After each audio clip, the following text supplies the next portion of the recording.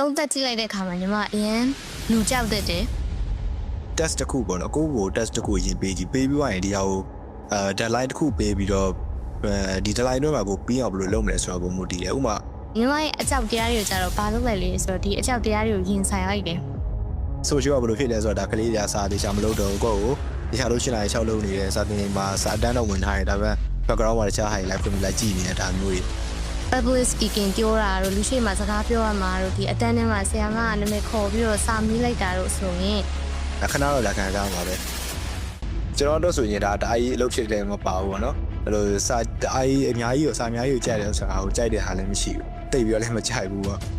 ကိုစနလောက်တော့ကိုကျူးစားခဲ့ပါတယ်ထိတ်ဆုံးထိမရောက်ခဲ့ရတာလေလက်တော့မကား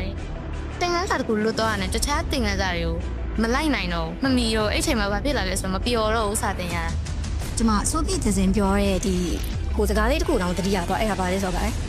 တမီးစိတ်ပိုင်လုံးမယ်တမီးစိတ်မပိုင်မလုပ်ဘူးဒါလေးပေါ့နော်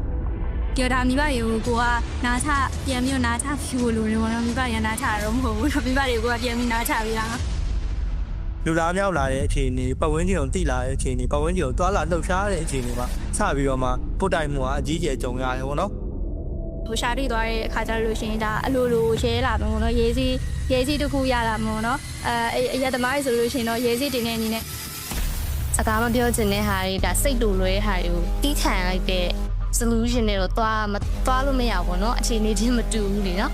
ကျွန်တော်ထင်တာတော့ main လေးစိတ်ရော main လေးရဲ့စိတ်နဲ့ယောက်ျားလေးရဲ့စိတ်နဲ့နှစ်ယောက်တစ်ခုမှဆိုကွာခြားချက်တွေအများကြီးရှိမယ်လို့ထင်တယ်ပေါ့ တချို့ဆိုပြောကြမှာပုဂ္ဂိုလ်အရင်ချ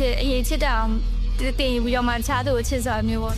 အိမ်နောက်ပြုကြတယ်နော်သူတို့မိသားစုတစ်ခုစပြီးဒီဆောင်မယ်လို့ဆုံးဖြတ်ခဲ့တဲ့အခြေအနေမှာကိုမှားယွင်းနေတာပေါ့နော် ဒီရွယ်လေးမှာဘာလို့ဟိုအခြေရေးဘက်ကိုအရင်ဦးသွားပြီးတော့ဦးစားပေးမယ်တော့ကို့မှာဘာမှမပြေဆုံးသေးပဲနဲ့